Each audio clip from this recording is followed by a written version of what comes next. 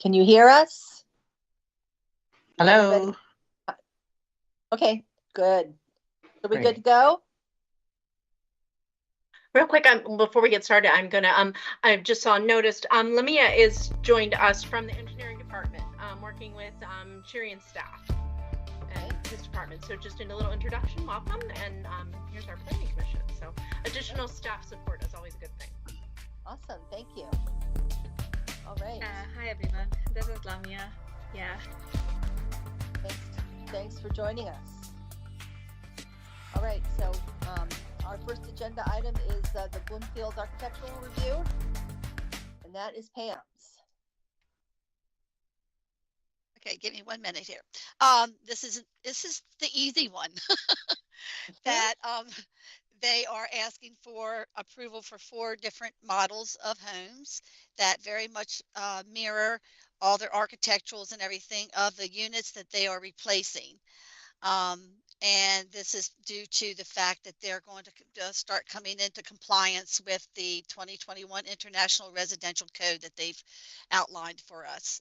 And most of that is all interior and building code changes to the building, and not really any elevation appearance and stuff that we kind of review. So that is it, and they have given us a clean package, and we have no conditions, and this will be an unconditional approval then when you get through. All right, so does the building code changes change the architecture? No, as I said, it's actually more of building code as exterior walls, insulation, Okay. and things like that. You're not going to see that as a facade change. Okay, all right. They did note that they might be putting just a few things like a sliding door on the building and things like that. That's more of a rear kind of thing that you see. You're not going to see that on your front elevation and so forth when they go forward. So, okay. All right, thank you. Since I can't see everybody, I'll just do quick roll calls to see if anybody has any questions. Ron? No, thank you. Elaine? No, thank you. Natasha? No, thanks. All right, I think we're good then. Nothing Okay. else? Nope, That's thank it. you. All right, then the next one we have is the corner at Willowdale, the preliminary plat and the final site plan. That's Sharon's.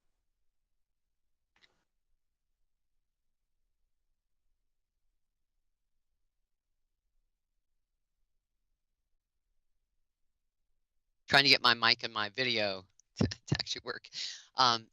So if we start with the forest, we could do them both. There's really the only change that between workshop and hearing is that they did in fact add for the site plan the 5 additional parking spaces as we discussed at workshop. It's a modification to add 5 additional parking spaces for HOA guests. Nothing else has changed, though we did try to neaten it up. They improved, I think, their responses on the modification letters and in the justification or the fee in lieu on the forest. So we think that makes a little bit more sense now. But they're still committed to trying to save at least 4 of the 6 specimen trees that are going to be removed. Yeah, it is very good. Awesome. And also in discussions with the applicant since the workshop, there are plenty of it's not an actual clear cut of the entire site. There will be trees still left on the site, but just not where the utilities are. But there will still be some existing trees, and they are beefing those up for light. We had problems, as you may recall, with the illumination spilling over a little bit to the existing dwelling to the south of the single family.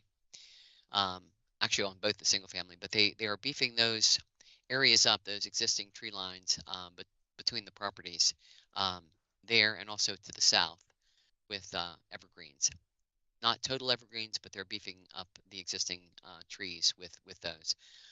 And that's all. I think we did put some conditions on it, but the conditions are not unusual conditions. They have to do with approvals that, like for the fee in lieu for parkland, that need to be approved, by the Marion board at a later date. So if there are any questions. All right, again, I'll do a roll call. We'll start with Ron, No, thank you. Blaine, No, thanks. Natasha. No, thank you. I don't have any questions either. Great, thank you. This is fast. Hope this goes this fast on Monday. So Sharon, since you've got your mic and video going, then we'll There you move go. next on to Rock Hill, and that's two items: the preliminary plat and the forest conservation plan. Correct. And there really has not been any change to these applications either since the workshop, except for in a similar fashion, beefing up. We requested that they beef up their modification request to give a little bit more detail. And wherever there was a justification for the use of fee in lieu for forest, that they also beef those justification statements up, and those are provided in the hearing report now. So I think that will make it a little bit clearer. Other than that, there was no other significant change.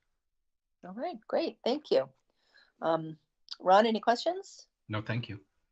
Blaine, No, thank you. Natasha? No, thank you. All right, and I don't have any questions either. So we're just moving right along, which brings us to Brickworks.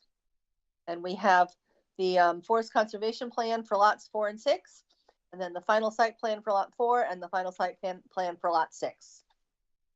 Okay, so we will start with the forest conservation plan. Just a quick thing, that the fact is the recommendations are very just technical things. But as you remember from the previous plans that you have reviewed for Brickworks, some of you, the site has existing generated trees that over time that the lot has just sat there and really has not been used.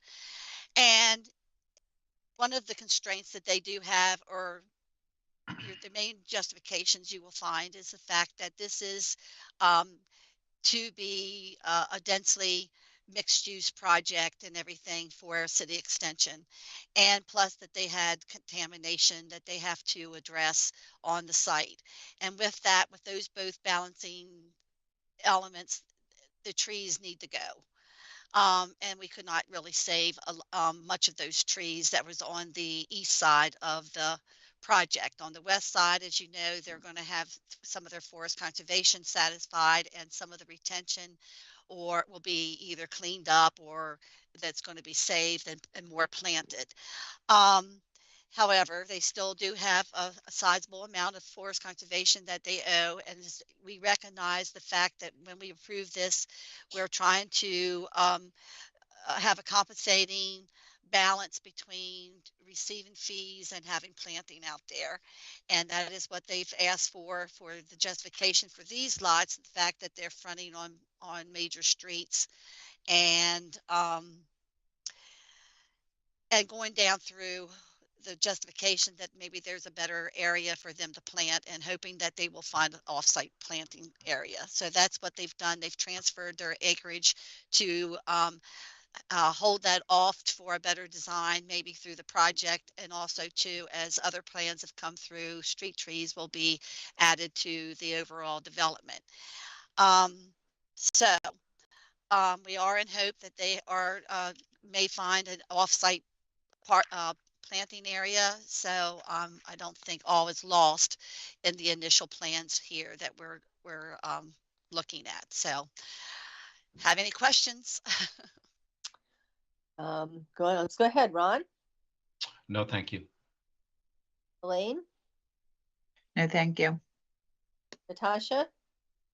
I do. So have they actually identified another site for the plants or the trees and everything? Because at first, I don't know, maybe I just misheard you when you said that they had transferred acreage. So is there another place for it, or what was the transfer? Well, that's what I'm saying, that right now they're transferring it within their development. So not knowing how all the other lots are going to be developed, they've transferred these off to another development, like lots 2 and lot 3, whatever.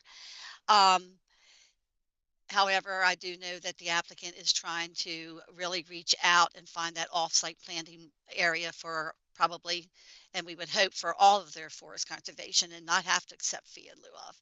but that is not solidified at this time between a site and them. So right now, as this plan moves forward, and also this plan moves forward, they're going to have to do a final forest conservation plan to start working on the project. So it is tentative at the moment.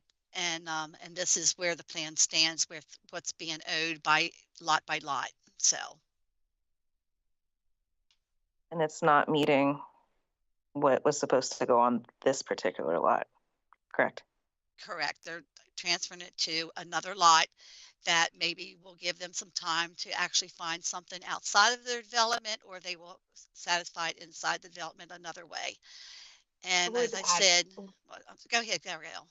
Oh, no, I was just going to say, I would add, just be mindful that on the plan that was approved, the overall preliminary forest conservation plan, they stated the intent, they basically calculated out a percentage of each lot that would be on-site or off-site versus fee in lieu of, they did say that that was subject to change to be assigned to other lots. So that was part of the approval. The bottom line is that at the end of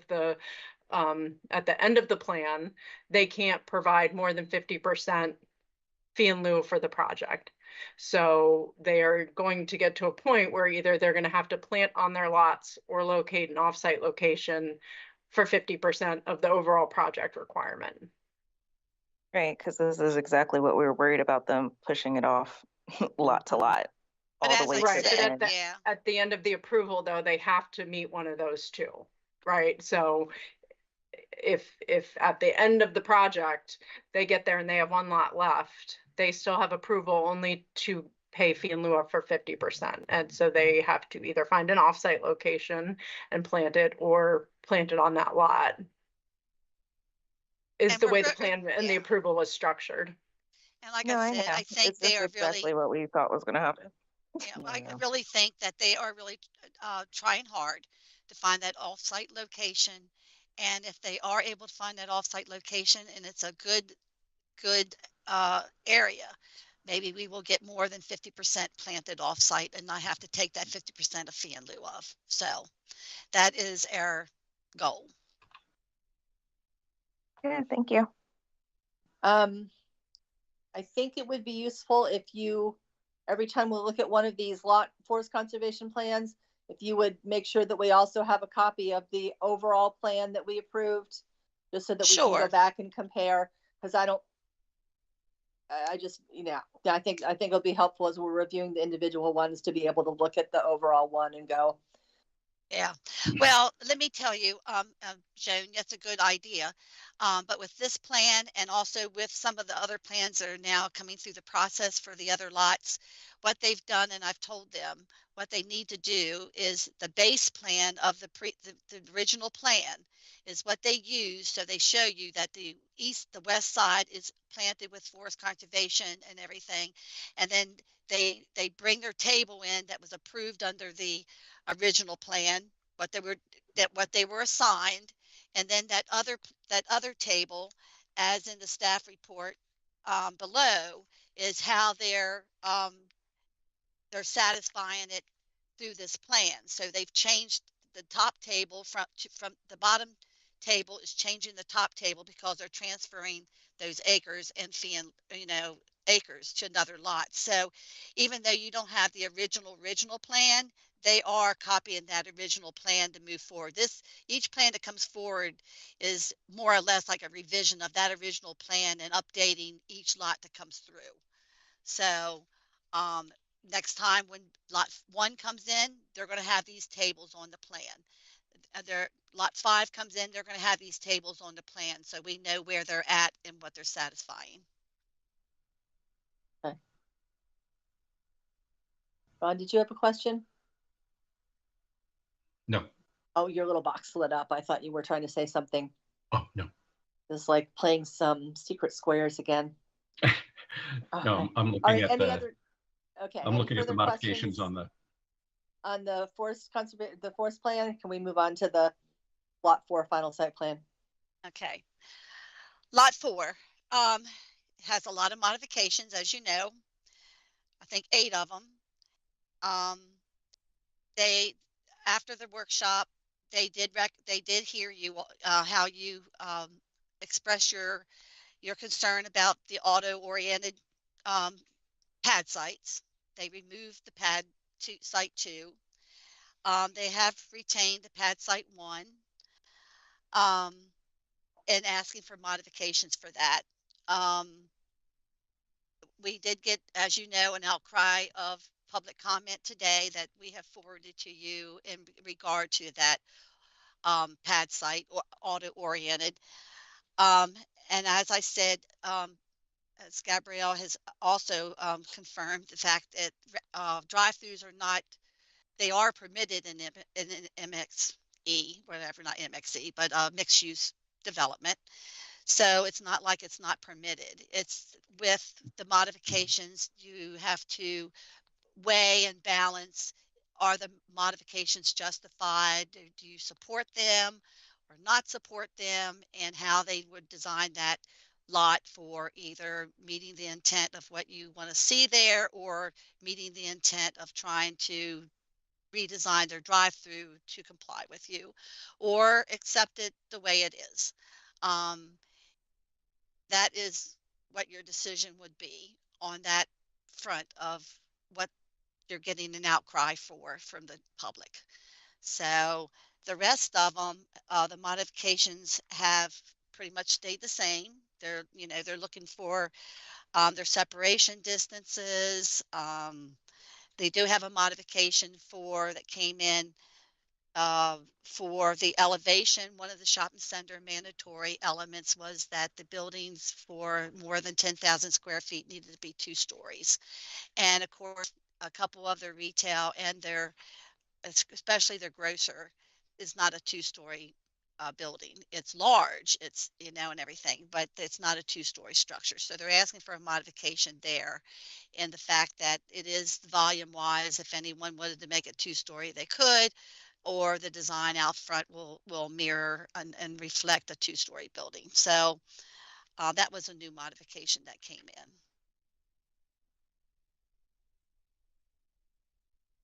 Did you have any other questions? All right. Any questions? We'll start with Ron. No, thank you. Elaine? No, thanks. Natasha? No, thank you. I don't have any questions either. So we can go on to lot 6. Okay. Oh, and we did attach for you that lot line adjustment for lots between 4 and 6 so that you had something clearly there for that. Okay. Lot 6, I think they only had 2 modifications. They do have a long list of technical things that they need to comply with and clean up. They have the modifications for fronting on a private drive, as that drive is going from Brickworks Street down to Monocacy Boulevard. And then they have the modification for lighting spillover. And that is within thinking about what your street bleed is and everything for the street lighting and stuff. So it's not a whole lot there to change. So if you had anything else you wanted to question. All right. Ron, any questions? No, thank you. Elaine? No, thank you. Natasha? No, thank you. I'm good too. I would expect that we're going to continue to see public comment coming in on Brickworks.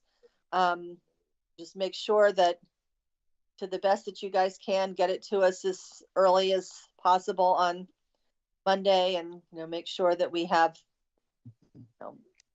recognize that we're not maybe going to be able to see emails on Monday, so that we have hard copies. Anything that comes in the weekend.